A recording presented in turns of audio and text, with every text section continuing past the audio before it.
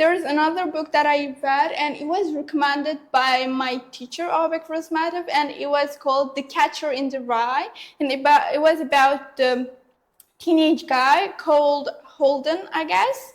I don't know if you guys know it or not, but it's something my grandpa taught me when I was a kid, and it is still there in my mind. And whenever I start to read a book, I look at this page because it is important, and it tells you what the book is going to be. And yeah, but I don't get affected by those things personally, and I don't really think it is traumatizing.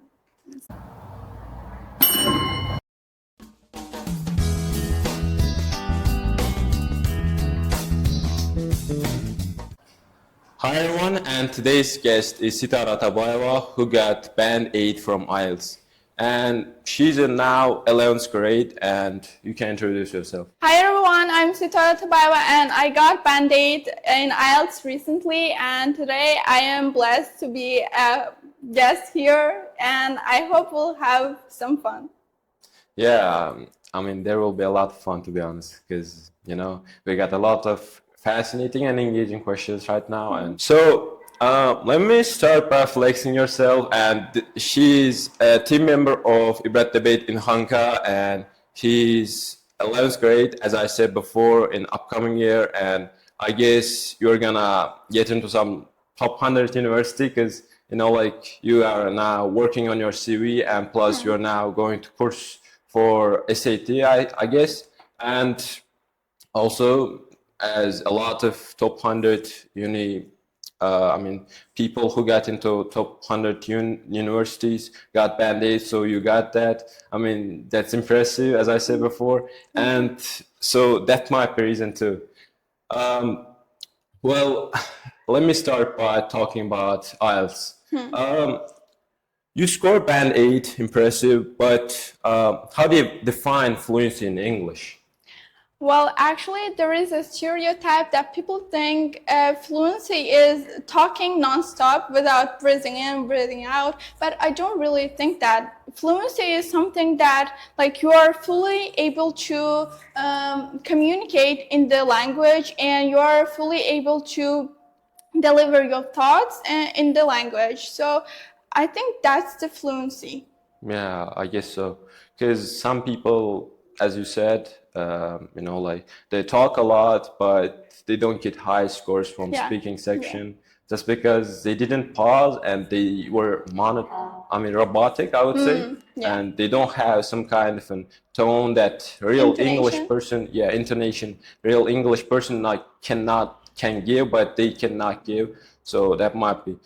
Well, most students take IELTS as a task, but you teach it, I guess, because you know, like you and I guess you are now as a teacher in I guess Hassan Bai's new free course for our school's pupils. So I mean, I guess you teach speaking because you got Band 8 and of course.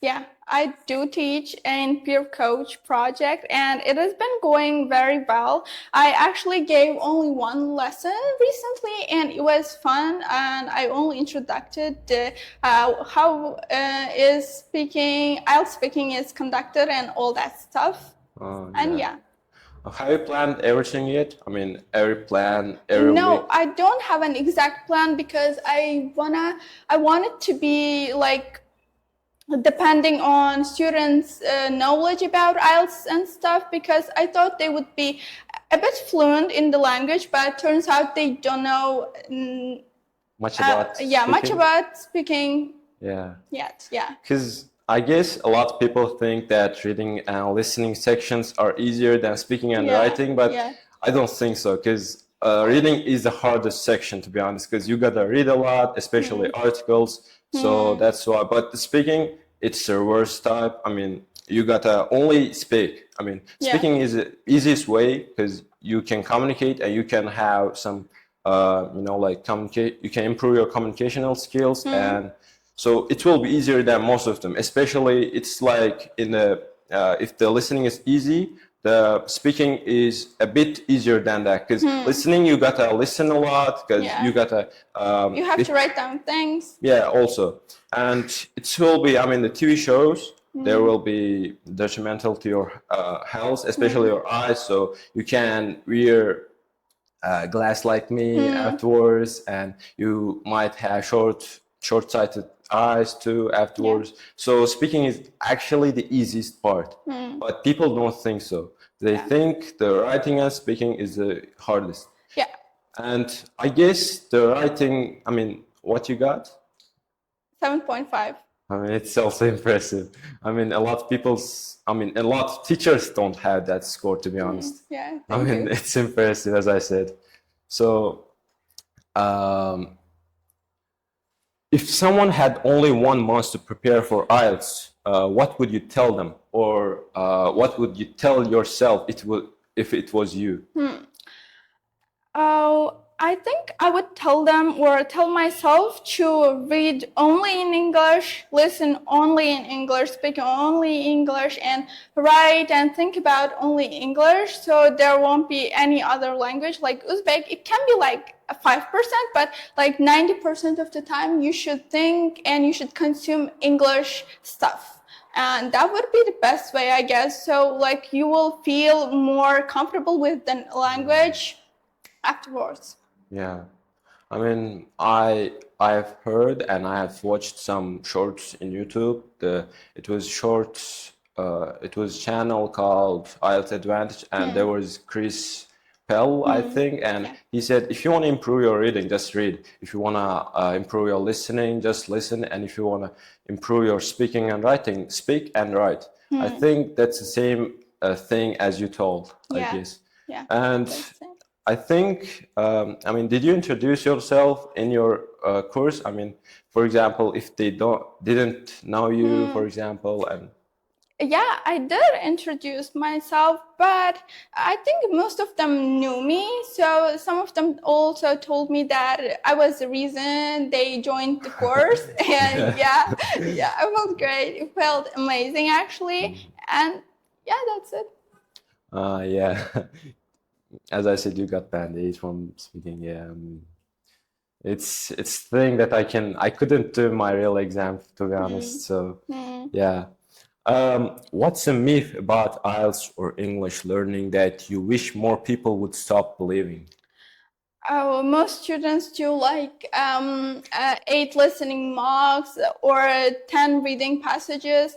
They think that if they do a lot, it will improve their score dramatically, but it is not true at all, because there is a saying that goes like quality over quantity. So you should think about quality too. You should analyze your mistakes, and you don't really have to do IELTS listening every day to boost your score. You just have to listen every day, and the same goes for other sections as well. Yeah, I guess so. I mean, I don't got like very high scores from my real exam, so I don't much know about that stuff. As I said, you got like you are the team member of debates, and I mean, did you ever participate in any debates before? Yeah, like I have participated in a couple of debates before, but I'm not like really into debating. I like it, but I don't think it is something that I can show my full potential. So I'll be like, I'm like more extroverted, and I want to be more extroverted. So in debate, I should be serious and I should talk about like politics and stuff, but I don't really think so. So yeah, I like to be kind of funny. I mean, debates have some kind of a language. You gotta be always formal, and if you speak informally, you are gonna get lower scores, and so that's my reason why. Yeah, I mean, especially the guy who speaks naturally in English cannot properly speak formally. For example, myself, I mean, for example, myself cannot do it. Sometimes I use words like shit and bullshit and bad words. So it will be hard for you to do that.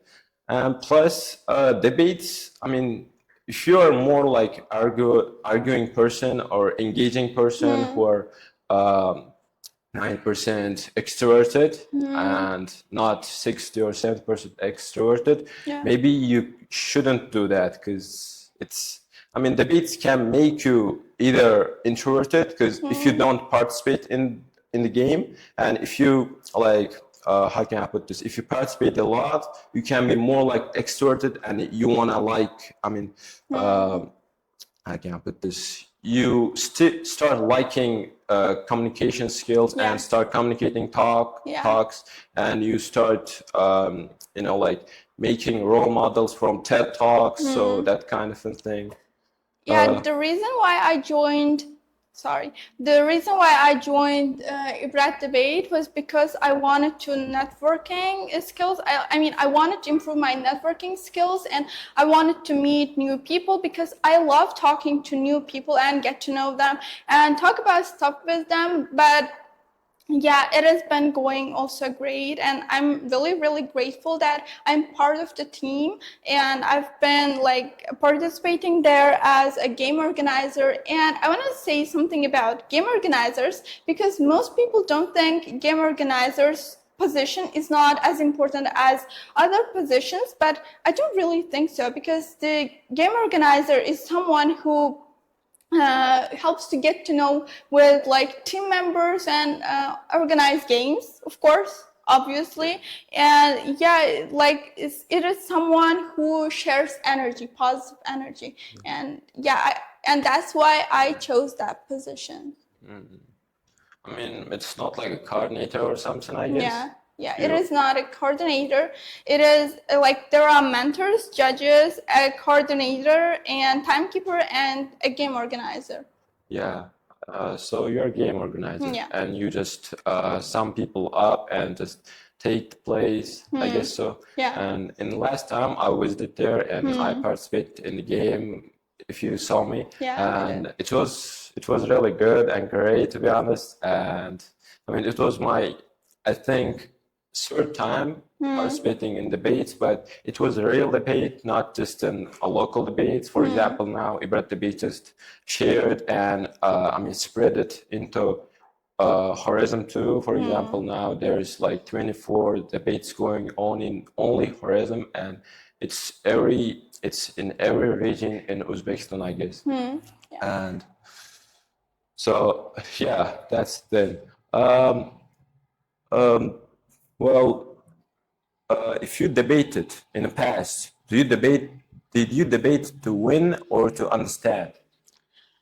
I think I debated to understand. I remember the first time when I went there, I didn't really know about debate structure and all, how it goes, the rebuttal part or like argument part and all that stuff, but they helped me. And in that case, I participated to understand the debate structure. And I think it will be always the same, because I want to learn about like society and politics through debate topics. Yeah.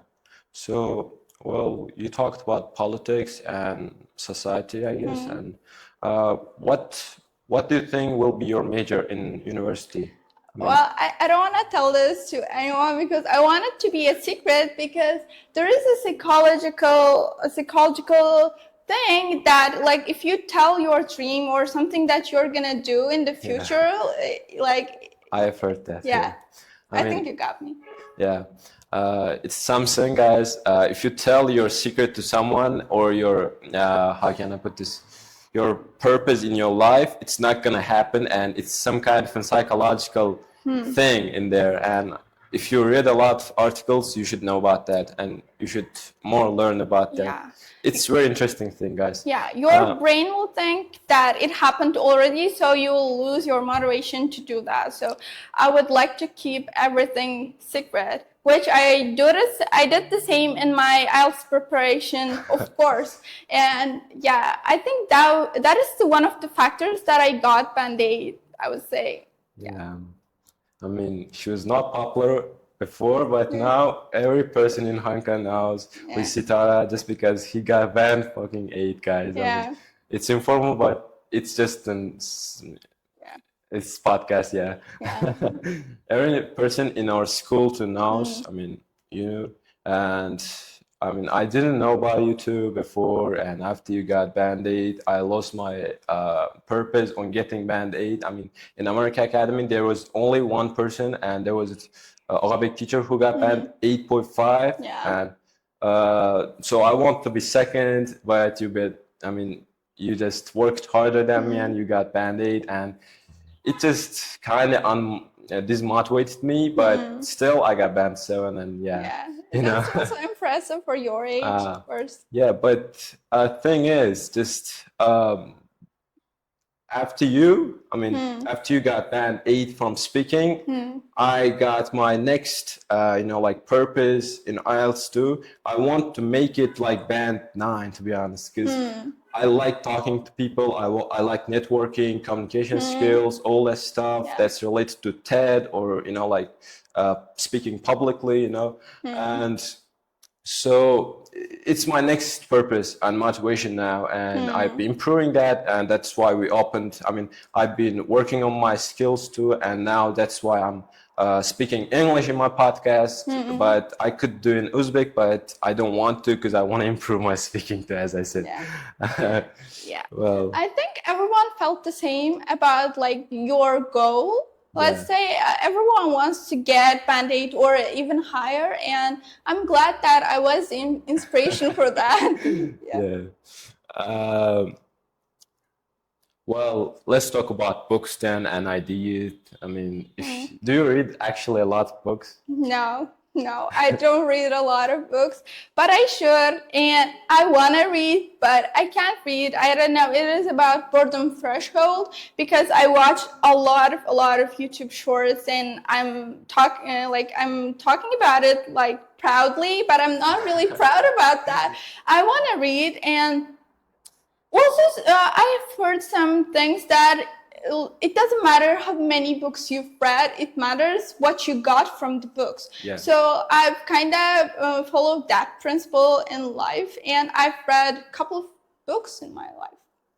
Not many. I mean, as you said, quality or quantity. Of course. So and I guess you talked about like YouTube shorts, reels. I mean, it's because ADHD, because I also cannot read a lot of books in 1 hour. If I start reading books, I can only read like 5 or 10 pages. But when I was like 9 or 10 years old, I read like 50 to 100 pages in one day, and that was very impressive. But now I cannot do it just because I bought a phone and I uploaded Instagram, YouTube, and watched a lot of videos. So it's kind of have a bad impact on me. I mean, it's all because of, it will improve and increase the ADHD in your brain, and you're gonna have high dopamine for reels, shorts, if you know about that. Yeah, I know about that. Every person that starts learning English and IELTS absolutely know about dopamine and ADHD, I guess, because there are like thousands of articles and videos about them.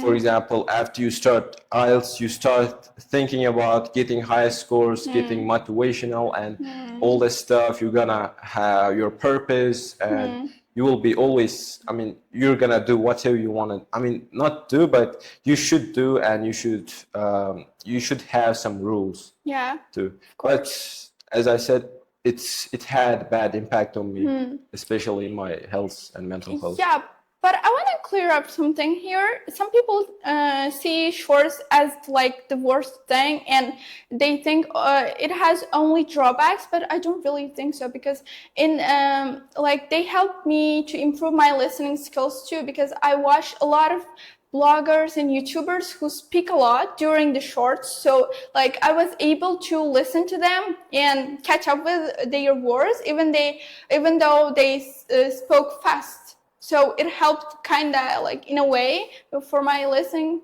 skills too. Fast speaking is good, but in IELTS I don't think so, because the examiner should understand you. A lot of people, a lot of mentors and teachers say. Of course. So, but thing is that it it had both drawbacks plus benefits, I guess. So yeah. Yeah. Um, for example, you said you read like a couple of books, and what's your favorite?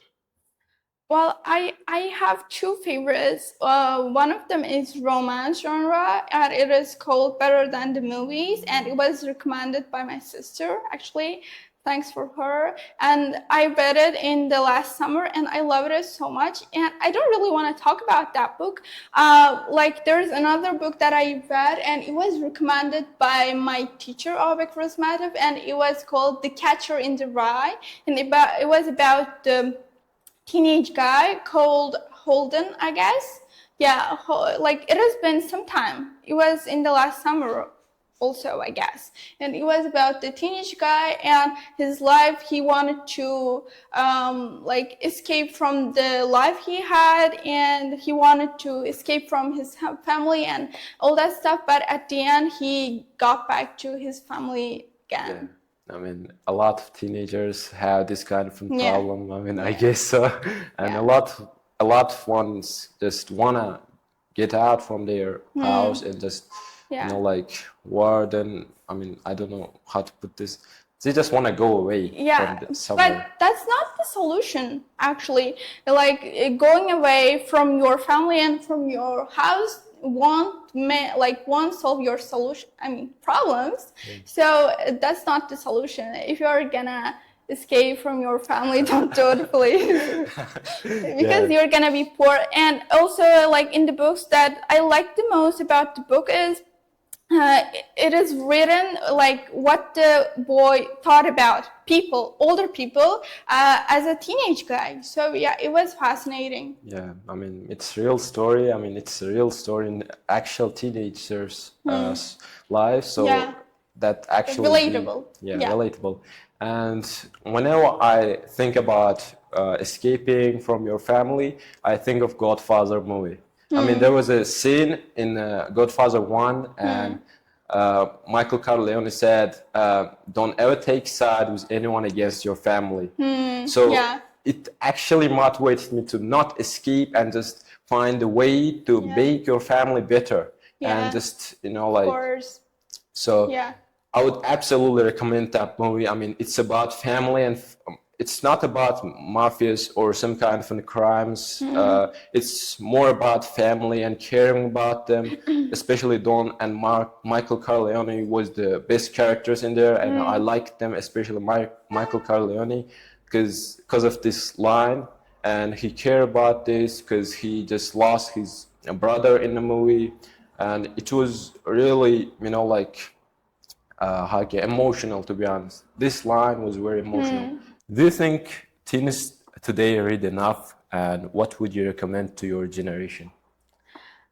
I don't think teens read enough in Uzbekistan, but around the world there are like millions of teenagers who read a lot. But it is something that makes me sad, and I'm also included in that generation as someone who don't read books.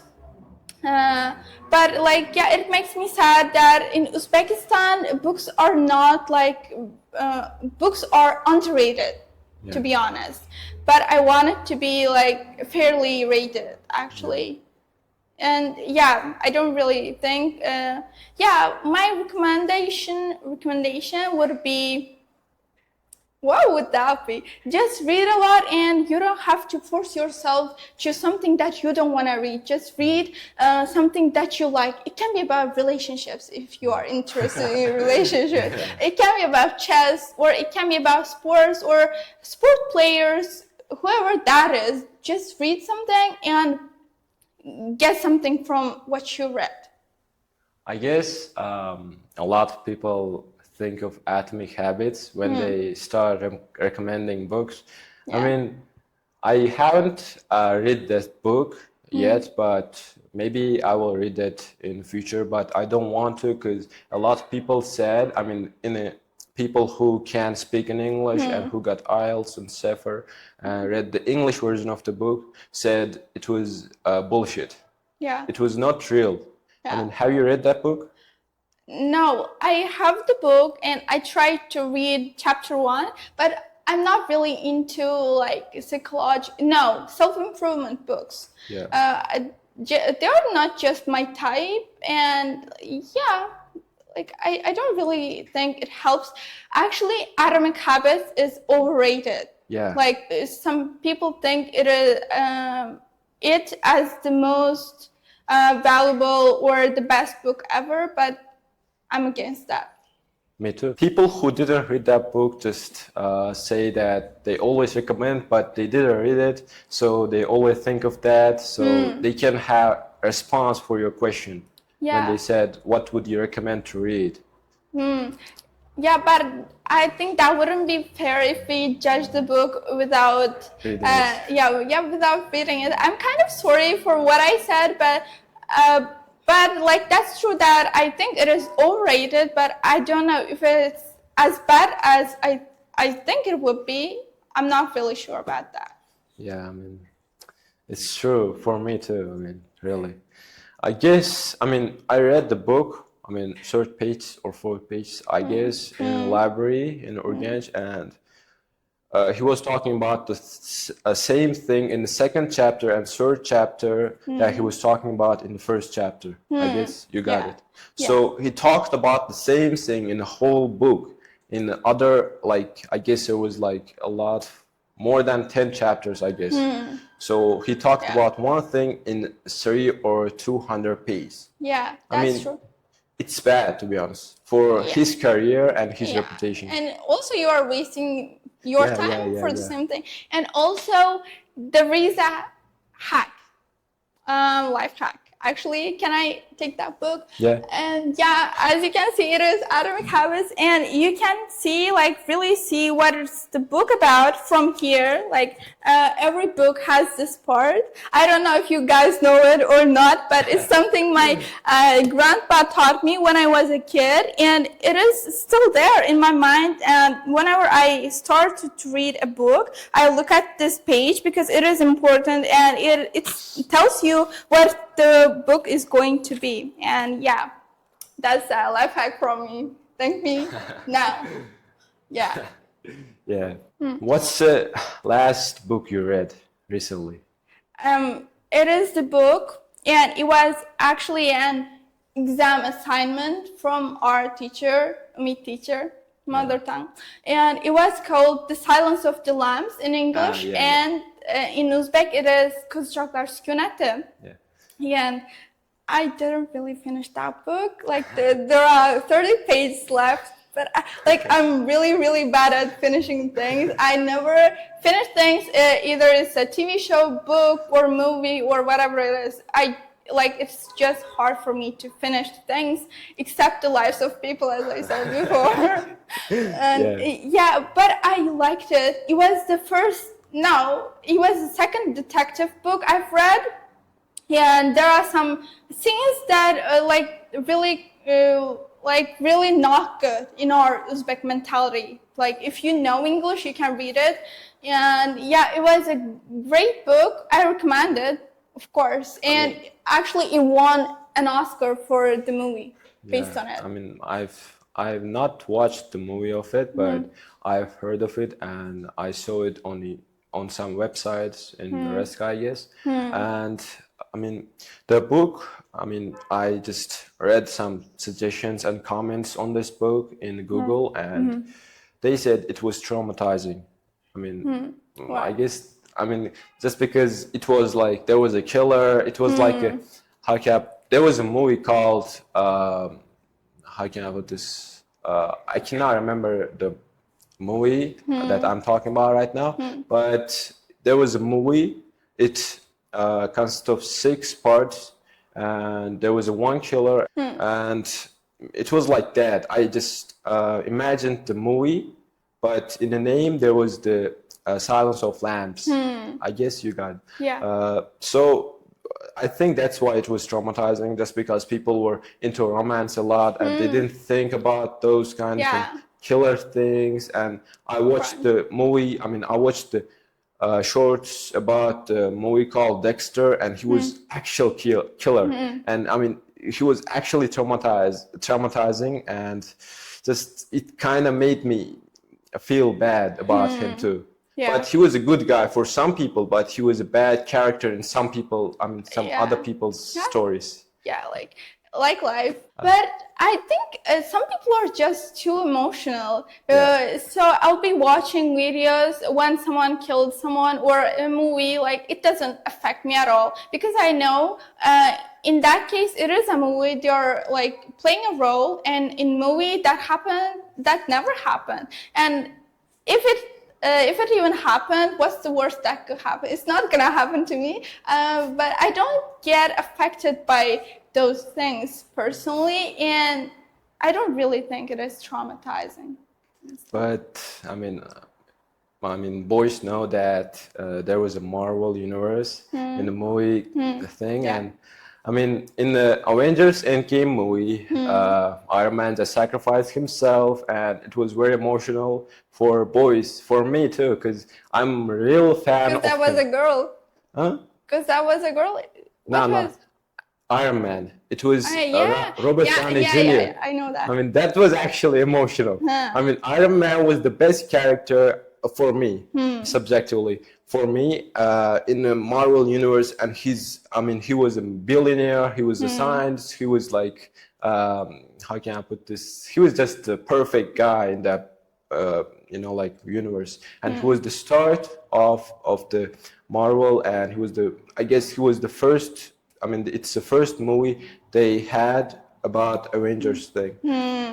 So it was actually emotional, because his character was the best character for me, for a lot of people. I mean, they didn't like the Thor or other Spider-Man or some other characters, but they liked Iron Man, because he was more like, he had a sense of humor too, and he was sometimes serious, but plus it was character. I mean, the role. Actor, I would say, because Robert Downey Jr. is actually one of the best actors in the world right now, especially after Oppenheimer. Cillian Murphy and Robert Downey Jr. was in the same movie, and I liked it. Even though it was a sci-fi movie. I mean, not sci-fi, but a science-related movie by Nolan. Christopher Nolan. Sometimes there's things that's emotional, I guess. Yeah, but I didn't mean it like emotional. I'm not against crying about the book or a movie for a character. It is totally okay. But I just think that some people, when they watch a horror movie, they will be in that position for like days. They will be scared, like at night. They think that somebody's gonna come for them and kill them. But it doesn't happen to me. I know. Pick one fictional character that you relate the most, and who and why. Well, I was in 5th grader or later. People told me that I look like, I resemble with Sophia from the cartoon, and also other people told me that I resemble with Anna from Frozen cartoon. But I don't really think of myself just relating to someone, to fictional character. I don't really think so. I want to be only one. No, I'm just kidding, but I've never thought about that actually. Do you have a role model? No. I guess that's why. If your life were a Netflix series, what would it be called and genre? I've never thought about that either. That's why we're in podcast. It's weird questions. Adventures of Sitora, maybe adventures of an ambitious girl, or adventures of someone who helps, someone who wants to help a lot of people, even though I haven't helped yet. Something like that. So, Adventures of Sitora. Yeah. We're gonna move on to deeper questions, philosophy and life. Okay. And, as you said, you are already teaching and leading. And what's your personal philosophy or motto? Help as much as you can to people, because there is a saying goes from Navai. Even though I'm not a book lover or something like that, Navai said, if you if you know something, teach it to people, help people, because you're gonna die someday and you can't take it with yourself.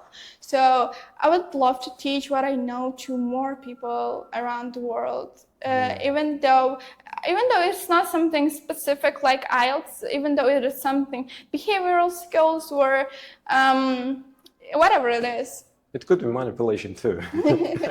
I'm not a manipulator.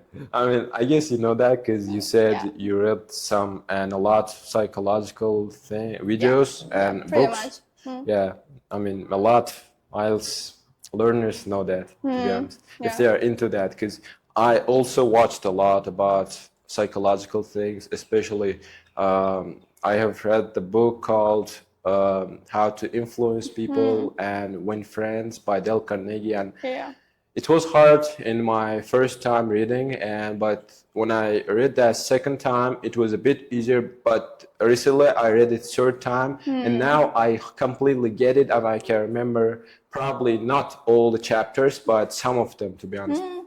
I mean, if you're below C1 or C2 level, just don't pick that book because it's very hard to read. Because when I was like training for IELTS, it was traumatizing for my reading section, to be honest, because I didn't get one sentence in that because there was like a lot of words in there that I didn't understand completely. Yeah, you'll start to feel like a failure. You're someone who doesn't know anything about English. Yeah, that's the thing with most of the guys. Like some people are just read the easiest articles or books, or some people just read the hardest ones. But you should choose the books or articles depending on your level. Or one higher level. That also would work. Yeah, I mean one plus higher level is just greater, I guess, because it will improve your skills, but it will be harder. Yeah, like if you're someone like me who doesn't like to read, you can start off by reading like based on your level, and then you can go higher levels. Yeah. I mean, for example, people who doesn't read a lot shouldn't start by Crime and Punishment, but they start reading books from Little Prince and that smaller books, and then they get get into some higher ranked books, like as I said, Crime and Punishment. Because there is there are two factors actually. First of all, you are getting into like book zones in book lovers community, whatever it is. And second of all, you are reading it to learn the new language. So you should consider both facts and factors here. Yeah, I mean, yeah, absolutely. And when I read The Crime and Punishment for the first time in Uzbek, it was really good. I mean, it was harder to read, but it was really good book, to be honest. And I guess now I can read like 50 pages. I mean, I could read 50 pages in winter because I was reading like a lot of books that time. But then after I got my certificate from IELTS, I just went from book lover to lazy guy, to be honest. I mean, for example, people who got high scores just start their life by laziness and sleeping, to be honest. I mean, that's why we slept a lot while we were training. I mean, we say we are training, but we don't train, but we just rest and we just take some sleep naps. I mean, we don't train a lot. We are training our brains, actually. Yeah, by relaxing, guys. So you should do that too if you want to get higher scores like Sitora and me. Just flexing himself, yeah. Do you believe everything happens for a reason in life, or do we create our own meaning and our purpose? Absolutely, and definitely I believe everything happens for a reason. Like I've realized probably a year ago or so, if you think about it, like if you think about what happened in the past, you will see that pieces are coming to their place or their zone like a puzzle. So everything happens for a reason. If you're sad or if you're having hard days, it is because there are good days ahead. Or if you're failing at something, that means you're gonna be good at something else. So that was the case for me because I didn't I failed the test for our school. And I was really, really, really depressed. And then I started going to English course, and actually it is not a bragging at all, but the other students don't have Band-Aid yet. Maybe they will have, but I like deep down inside believe that even though I couldn't pass that test, I passed the IELTS test. It is not a pass or fail test, of course, but I got something bigger or more valuable than theirs. So yeah, like if we put it on a scale, mine would be like much higher, like a mountain, Everest mountain. Yeah, of course, of course. Well, so you're saying that our destiny is not written, but we can write it again, like that? No, I mean, do you think the destiny is written, or do we ourselves just write it? Yeah, I get it. Like, I think most of the time it is written. Whatever written is gonna happen. Like, even if you try your best, like whatever is going to happen will happen. So you should not stress about that at all. So that's kind of my life principle or motto. I don't stress about anything at all, because I deep down inside believe that if it's gonna happen, it will happen. And what's the worst that could happen? And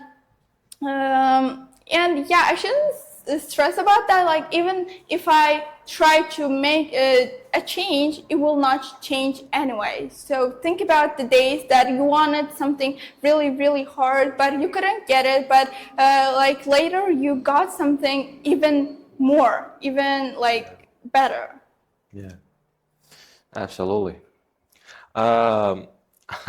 It was really complicated response, but it was really good and great, and I got it. If life is a test like IELTS, what section are you in right now? Listening, reading, writing, or speaking? From the day I was born, I'm on the section speaking. I just talk a lot. I'm really, really talkative, and most of the people tell me that I'm annoying when I talk at all, talk a lot, and maybe that's one of the reasons why I got Band-Aid in that too, because I talk a lot, like really, really a lot, and if I don't talk, I'll get bored easily. And yeah, I love speaking, and I love talking to people, get to know new people, and have some conversation with them, whatever it is. But like, I really, really suck at reading, and I'm kind of good at writing too. When I write for myself, not for everyone. And listening, I never listen to anyone. Yeah, like, I think it kind of sucks, actually. Yeah, I mean, the reason why you're extrovert is because you love speaking. So that's why too. I wouldn't say I'm extroverted. I'm more introverted. It's like a combination of introverted and extrovert. Yeah, you know that. So, but I like my extroverted side more. I want to be extroverted more. And I think it suits me well, because for some time I was really, really introverted, and I didn't look like myself. I didn't act like myself. So maybe being extroverted is my thing more than being introverted. I mean, if you're extrovert, you're not gonna be shy, and you're gonna have better confidence in public speaking. Yeah, so of course. that's why.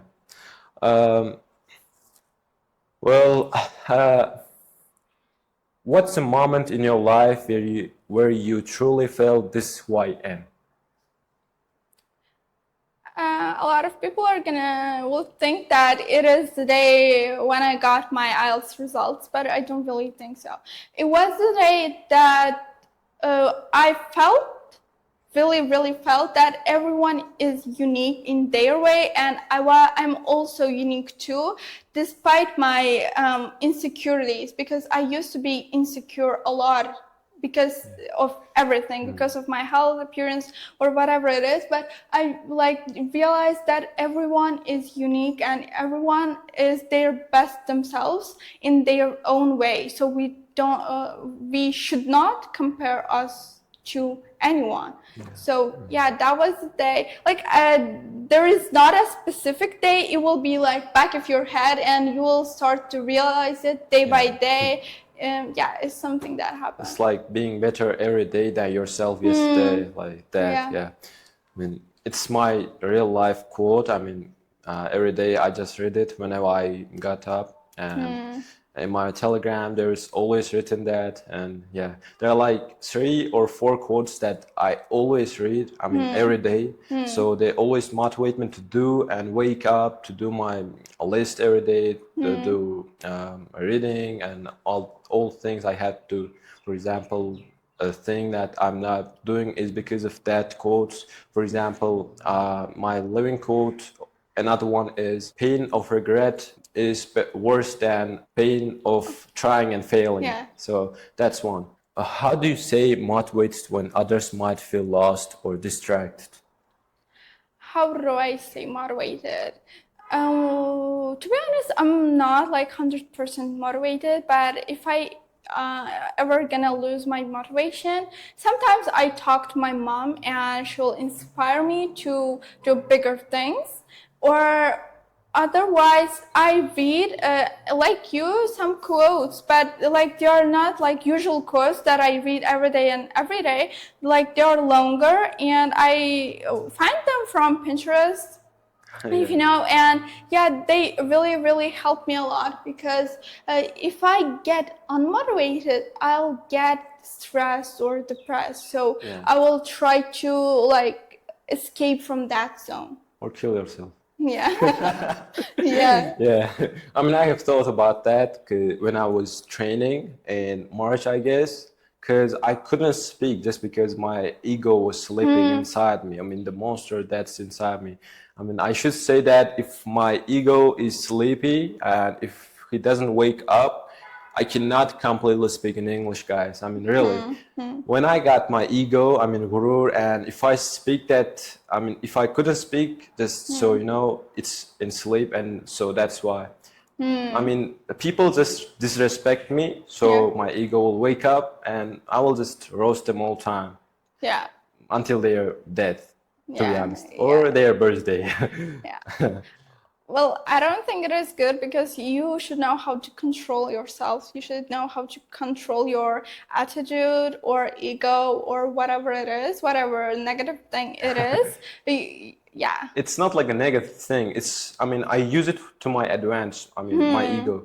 Yeah. I mean, I use it to speak in English, so it's to my advantage. But if I cannot use it, I'm not gonna be able to speak in English. So it's beneficial for me. But if you cannot actually control your ego, and if you just start disrespecting them by their skin or something, just guys, just don't do it. Yeah, that's not good. Don't be a racist. Yeah. Yeah. Well, next question. What impact do you want to leave behind in your school, city, or even country? It's a bigger question, so you can think about it too. Okay. I think I want to motivate people or inspire people to be more optimistic, because in Uzbekistan, like 90% of the people are pessimistic and they always think about the bad side of the things. And I would inspire them to be more optimistic. It is not really an impact, I would say, but it's something that I want to teach or tell people. Or don't stress about things at all that are out of your control, that are not in your hand, because you can't do anything anyway. So yeah, like it is not like something scientific or academic, but it's more like about addiction, I think. Yeah. I guess, guys, we are gonna end the podcast, and you can tell your life code if you want to, if you got one. No, I don't think I got one. Yeah, I can say everything happens for a reason, and don't stress about things that are that are out of your control. And that's my life principle. Yeah. Subscribe, guys. Yeah, subscribe to my channel. If you're not gonna subscribe, don't watch the podcast at all, okay? Or I'm gonna send a ghost under your bed at night. You'll see it.